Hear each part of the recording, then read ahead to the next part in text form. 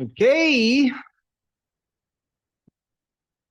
magandang umaga po sa inyong lahat, mga kababayan. Okay, kamusta po mga kababayan ko dyan? Kung nasaan man kayo ngayon. Okay, welcome back po sa ating channel where we dive deep into the heart of Philippine politics with wit, wisdom, at walang takot ng katotohanan. Yan, ako si #WalkWithLan at ngayon we are tackling a topic na talagang mainit na mainit. Anong klaseng presidente ba ito si Pangulong Bongbong Marcos?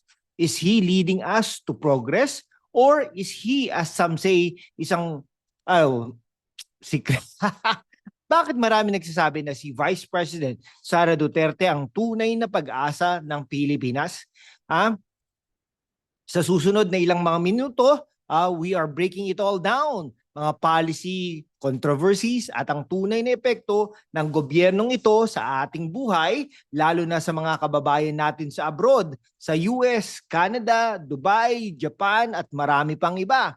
Kaya't i-ready ang inyong popcorn dahil this is going to be a wild, intellectual at sobrang engaging ride.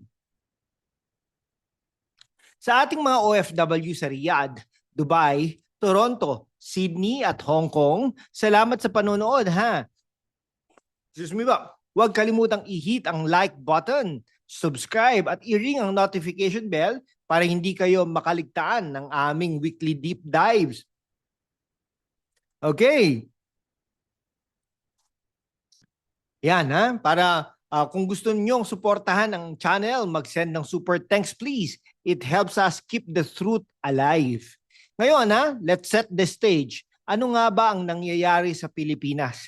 Inflation is skyrocketing, mga presyo ng bilihin nasa langit na. At maraming Pilipino ang nagrereklamo. Hanggang kailan natin titiisin itong gobyernong ito? Pero teka, may mga nagsasabi rin na si Marcos Jr. ay gumagawa ng makakabuti para sa atin.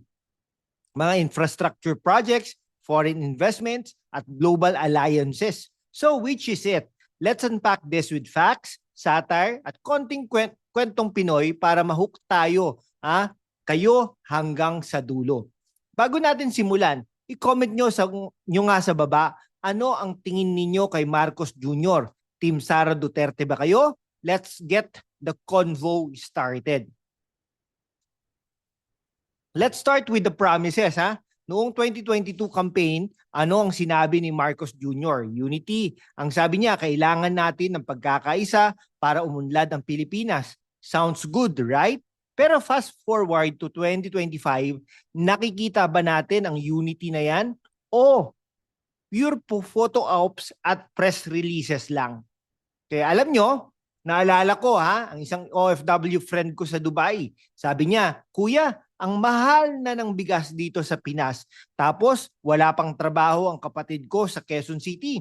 This is the reality for millions of Filipinos. Inflation rate as of mid-2025, nasa 6.5% na. Ayon sa Bangko Sentral ng Pilipinas, compare that to the global average na 3 to 4%. Parang sinasabi ng ekonomiya natin, kaya mo pa ba, bes? Okay, let's break it down. Marcos Jr.'s flagship programs like the Build Better More, BBM, no? Alam nyo, ganyan, pagkakaiba po nila ni Pangulong Rodrigo Roa Duterte, ang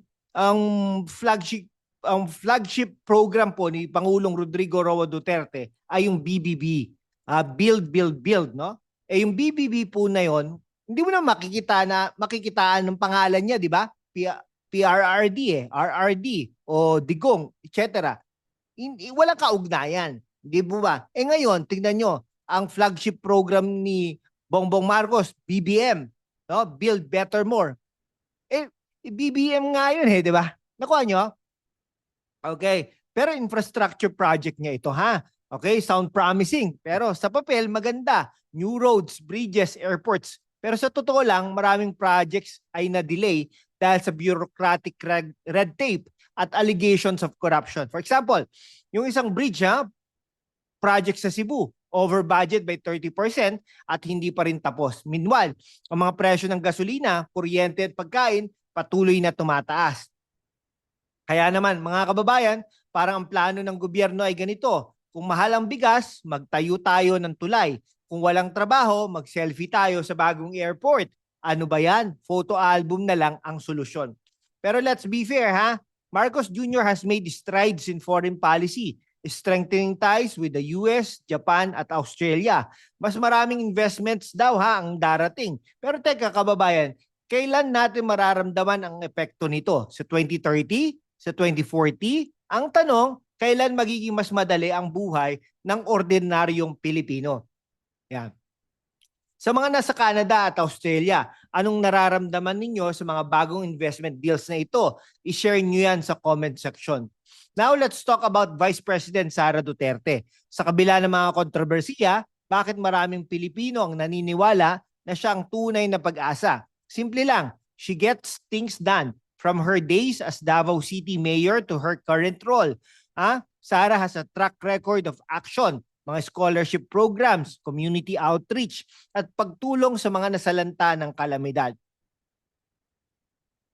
May kwento ako from an OFW sa Japan. Sabi niya, nung bagyong Odette, si Sara ang unang-unang tumulong sa amin sa Siargao.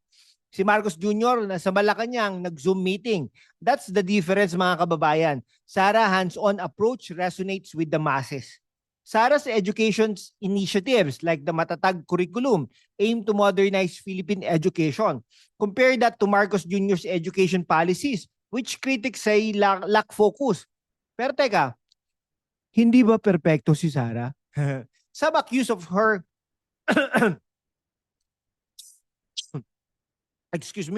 of being too aligned with her father's controversial policies. No? So, is she a hero or just another politician playing the game? Pero alam nyo, kung si Sara ang presidente, baka ang Malacanang ay gawing community center na may libreng wifi at bigas. Joke lang.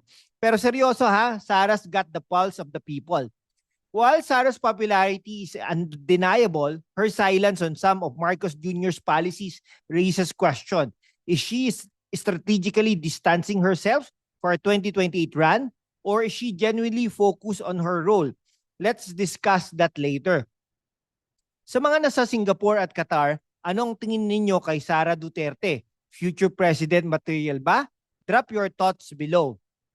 Okay, now let's get to the juicy part, the controversies. Marcos Jr.'s presidency has been a roller coaster of scandals. From the Maharlika Investment Fund to allegations of cronyism, parang teleserye na hindi natin hinintay. The Maharlika Fund, for example, was sold as a game changer for the economy. Pero critics says it's a black hole for public funds. As of 2025, wala pa ring clear report on its returns. Compare that to Sara Duterte's transparency in her education budget. No? Every peso accounted for, ayon sa COA. Alam nyo, kababayan, parang ang Maharlika Fund ay isang magic trick. Poof! Nawala ang pera natin. Pero seryoso, why is it so hard to get straight answers from this administration? I spoke to a teacher in Iloilo City who said, Kuya, ang budget para sa classrooms kulang na kulang.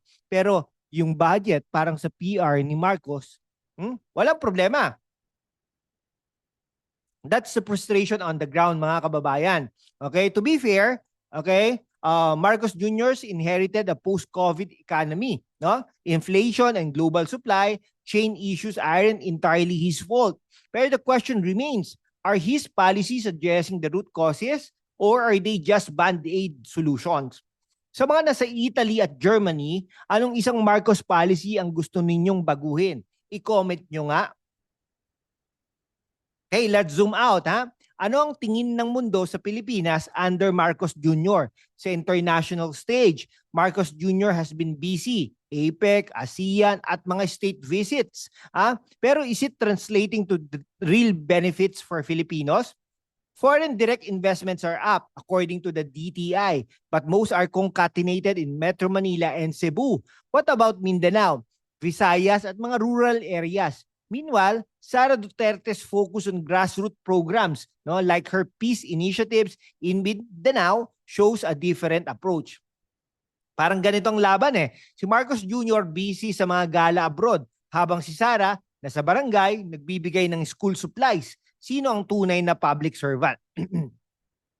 May OFW sa Saudi Arabia na nagsabi sa akin, Kuya, proud kami na may bagong alliances ang Pilipinas. Pero bakit ang remittances pa rin ang bumubuhay sa ekonomiya natin? That's a valid point, kababayan. Marcos Jr.'s global charm offensive has its merits, but without domestic reforms, it's like a building a mansion on quicksand. Sara's localized approach, while effective, lacks the international clout Marcos brings. Sa mga nasa New Zealand at France, paano ninyo nakikita ang Pilipinas sa world stage? Share your thoughts. So where do we go from here? Marcos Jr. has 3 more years.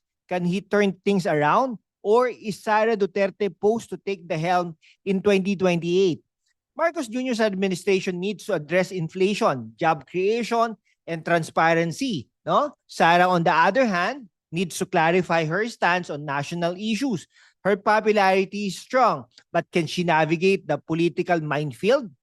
Kung si Marcos ang pilotos ng bansang ito, parang nasa turbulence tayo palagi, ha? Si Sara, bakit siya ang naglanding, ang maglanding ng maayos, pero kailangan natin ng mas malinaw na flight plan. I remember talking to a student in Davao City who said, Kuya, si Sara ang gusto ko kasi parang nanay na laging nandyan. Si Marcos parang absent father. Ouch! Pero ramdam na ramdam natin yan, di ba? Both leaders have strengths and flaws, Marcos Jr.'s vision is big but lacks execution. Sara's grounded but needs a broader platform.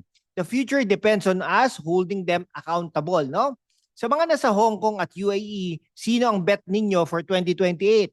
Marcos loyalist, Sara fan, or iba pa? Let's hear it. Kababayan, we've dissected the Marcos Jr. presidency, compared it to Sara Duterte's track record, and look at the bigger picture. Ang tanong, anong klaseng presidente nga ba si Marcos Jr.? Is he a visionary leader or as some say, isang salot sa taong bayan? And is Sara Duterte the answer we've been waiting for? The truth is, ang kapangyarihan ay nasa kamay natin. Sa ating mga boto, sa ating boses, sa ating panawagan for change. Kaya't sa ating mga kababayan sa Los Angeles, Toronto, Dubai, Sydney, at lahat ng sulok ng mundo, let's keep the conversation going. If you learned something today, hit ang like button, i-subscribe at i-share sa inyong mga kaibigan sa Quezon City, Davao at abroad. Drop a comment, ano ang gusto ninyong i-cover natin next. At kung gusto ninyong suportahan ang aming channel, mag-send ng super thanks please. It goes a long way para may pagpatuloy natin ang paghahatid ng katotohanan. Sa susunod na episode, we will dive into another hot topic. Pero for now, keep the faith. Stay informed at mag-ingat kayo lagi. This is #WalkWithLan signing off. Mabuhay ang Pilipinas. Mabuhay.